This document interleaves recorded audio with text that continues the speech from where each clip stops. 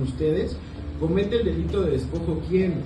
El que de propia autoridad, es decir, el que cualquier persona de propia autoridad ocupe un inmueble ajeno.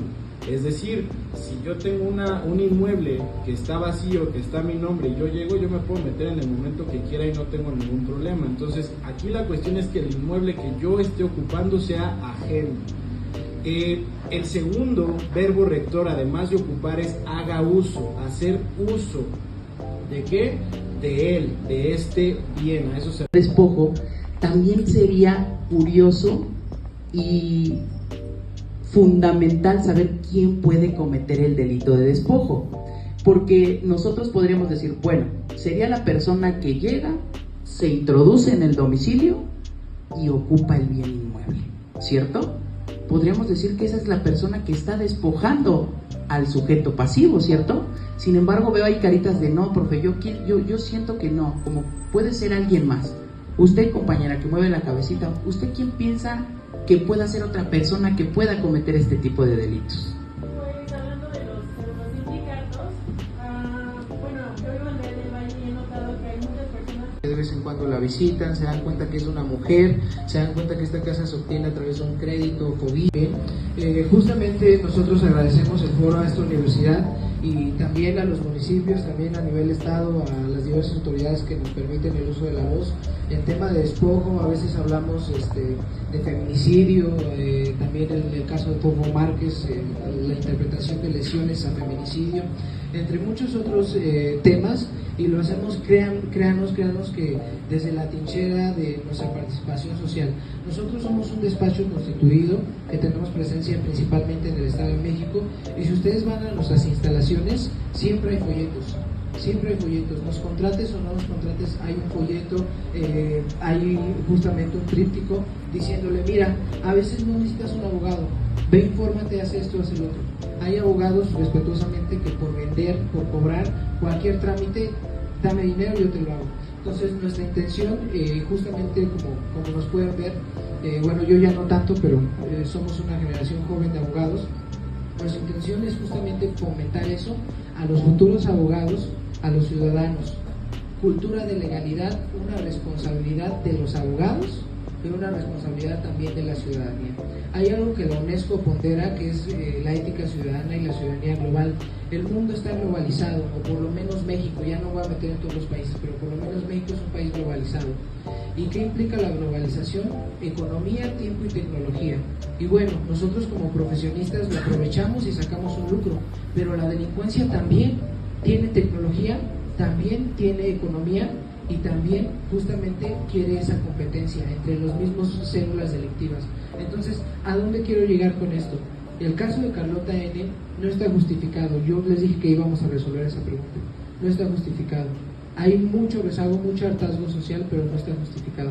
¿Qué es lo que debemos de hacer? Tener nuestros inmuebles en línea, tomar las medidas preventivas, porque sabemos el índice delictivo, ya ven, por eso dimos estadísticas también. Sabemos que no podemos tapar el sol con un solo dedo, y que hay mucha delincuencia, hay mucha corrupción y mucha impunidad en nuestro país, y que más allá de ser nuestro derecho, también empieza a formar parte nuestra obligación. A empezar a transmitir esto, veo muchos rostros jóvenes a nuestros padres, a nuestros abuelos, a nuestros futuros hijos, a nuestros mismos compañeros. ¿Por qué? Porque justamente a partir de esa unidad social no vamos a necesitar un homicidio para el día de mañana poder resolver estos asuntos, y que todo sea acorde a la legalidad. Siempre, yo siempre lo digo, buenos y malos, pues ojalá siempre ganen los buenos, porque los buenos somos más. No quiero sonar igual al speech político, pero los buenos somos más, y a partir de toda esa coyuntura vamos a poder empezar a mermar todos estos índices delictivos, porque cuando uno cae en el mismo juego que estos sindicatos y estas células, estamos sumando a que esos índices suban y suban. De las Flores.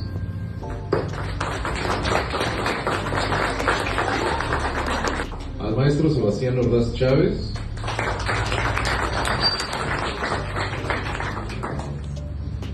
Al maestro Juan Antonio Samaniego.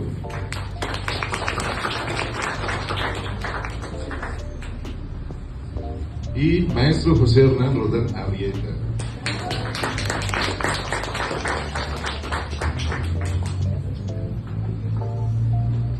Eso sería todo por nuestra parte, muchísimas gracias. Como siempre es grato compartir el foro con mentes jóvenes que tienen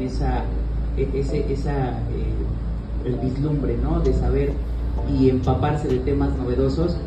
Que bueno, este tipo de dinámicas pues no es algo novedoso. Considero que esto ha existido desde que la legislación penal enfocó este tipo de delitos. Sin embargo, considero que tanto es responsabilidad sí de las autoridades. Quiero hacer un punto muy específico y no es por el hecho de subsanar las deficiencias de las autoridades, pero sí el hecho de, ya lo decía la corriente filosófica de lo que es la cuestión de la contradicción, ¿no? No puedes contradecir algo si no vas a proponer una solución. Entonces, el hecho de irnos en confronta con el Estado, con las autoridades, de repeler la mala administración de justicia y no poner nuestro granito de arena, nos hace partícipes pasivos. ¿En qué aspecto? De que dejamos pasar este tipo de situaciones, no tenemos esa cultura de la denuncia, no sabemos ni siquiera lo que es una denuncia, ya ni siquiera saber la diferencia entre denuncia y querella, sino simplemente saber cuál es la autoridad competente a la que hay que recurrir cuando se presencia un delito. El hecho de dar por sentado que hay deficiencias de la autoridad por el simple hecho de que el vecino, el amigo, mi mamá, mi papá me dijeron que una carpeta de investigación que ellos iniciaron, la autoridad jamás le dio seguimiento, los hace propensos a que ustedes presuman que la autoridad es incompetente. Sin embargo, nosotros estamos fomentando el crecimiento y la alza de este índice delictivo. ¿Cuál es nuestra participación negativa?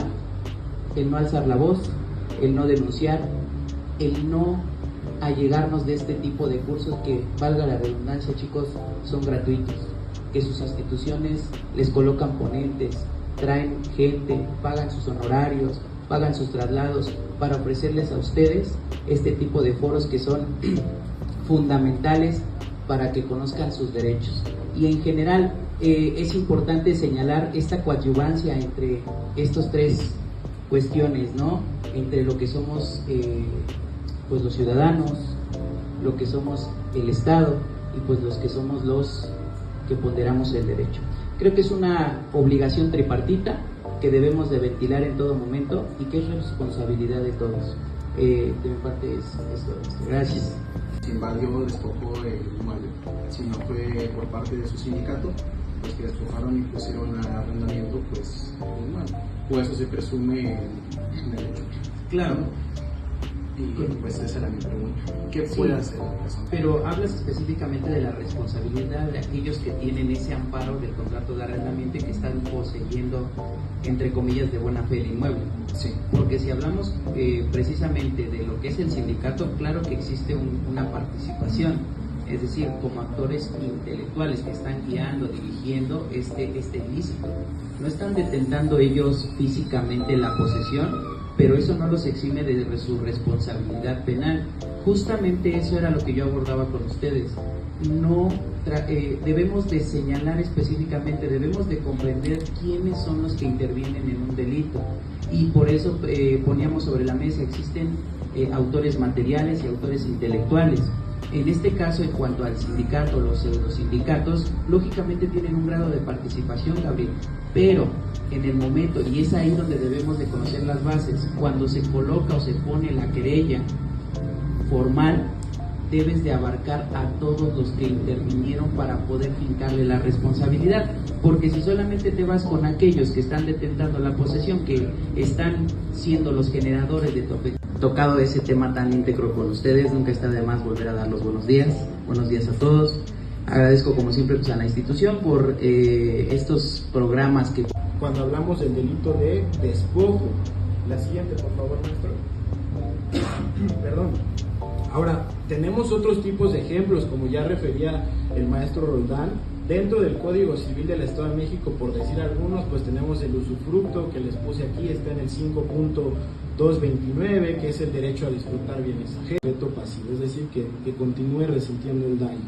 Y otra cuestión que quiero aquí resaltar, y por eso se las puse en mayúsculas y en negritas, esta cuestión que pudiera resolver el juez de restituir el bien al estado previo no constituye una determinación definitiva ni una reparación del daño. Precisamente este tipo de ponencias, que deben de ser a foro abierto, deben de ser el eje rector para que toda la ciudadanía conozca, en primera instancia, conozca el delito, conozca las formas y grados de participación, en qué momento me estoy encontrando en el delito de despojo, quién puede cometer el delito de despojo, cuáles son los documentos necesarios para que yo pueda acreditar la propiedad, etc, etc, etc.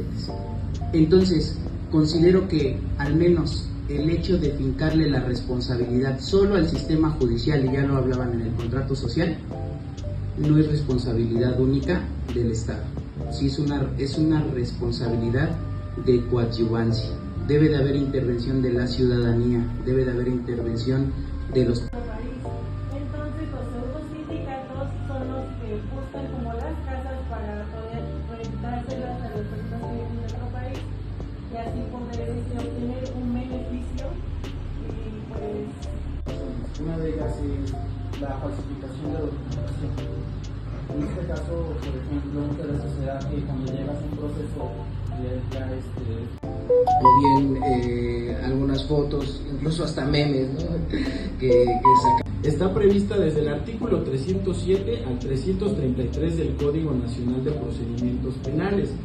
Este tipo de audiencia se puede celebrar con detenido cuando en caso hubo una hipótesis de flagrancia o de un caso urgente, o también se puede llevar a cabo sin detenido, es decir, cuando la persona se presentó con citatorio con orden de comparecencia. No hay que confundirse, cuando decimos una audiencia sin detenido no quiere decir en el momento en el que se está metiendo a tu casa o te está despojando, ahí sí hay flagrancia. Pero si ya llegaste y te diste cuenta después, entonces ya no se va a hacer una calificación de la detención porque ya llegó solito, ya llegó con su citatorio, con su orden de comparecencia. De la carpeta de investigación es fundamental, y me voy a adelantar un poquito, maestro Jonet, si me apoya, al menos en México, o sea, entiendo, y tal y como nos lo refiere el maestro Samaniego, que habrá entidades federativas que cuenten con mayor índice, sin embargo no es algo que... Todo el control, y te decían, ¿quieres liberar tu inmueble? Dame tanto. Y hay un tema de... Existe una legítima defensa, que es en defensa de bienes propios o ajenos, donde podría entrar, pero para que haya, por ejemplo, en ese supuesto una legítima defensa, debe de haber también o sea, que el daño, el bien que se esté protegiendo y en consecuencia el que se va a dañar para poderse proteger sea de igual valor.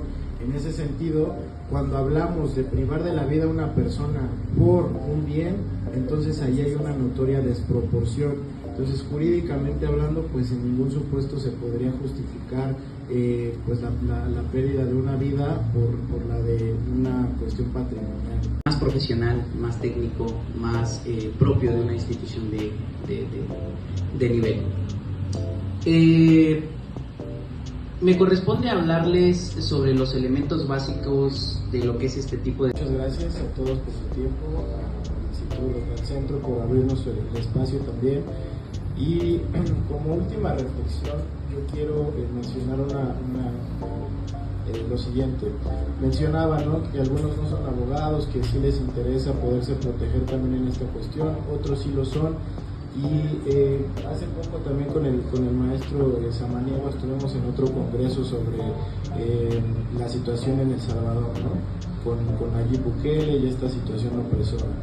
Y también en la sesión de preguntas surge algo y bueno, yo les compartí esta conclusión que llevo tiempo sosteniendo, y es que el punto de vista, por ejemplo, lo que decía, es que si está justificado que maten a alguien o no, creo que hay dos respuestas, ¿no? La jurídica, que ya la dimos, pero creo que también hay una respuesta personal con base en que también somos ciudadanos, en que también nos da miedo que nos pase cualquier cosa, que estamos también expuestos a la delincuencia, y de pronto nos pueden ganar ese tipo de emociones, ese tipo de sentimientos de tomar la justicia por nuestra cuenta. Sin embargo, y lo que quiero que nos llevemos todos es que si hacemos cualquier cosa, no solamente cuestiones legales, cualquier cosa que hagamos con base en el impulso, sin consultarle a un experto, es decir, no sé, me duele la muela y en lugar de ir con un dentista yo solito me la voy a arrancar, pues evidentemente puede haber complicaciones derivadas de esto. Lo mismo en las cuestiones jurídicas, que firman documentos, que se pueden hacer cosas y lo único que hacen es ponerse en riesgo a ustedes, a sus familias. Entonces, siempre sería, la primera parte de esta conclusión es tomar decisiones sí informadas, sí allegándonos de puntos de vista de los expertos en determinadas áreas, y los que son abogados o van a ser abogados, meternos también en la cabeza que no solamente resolvemos problemas, sino que además los prevenimos.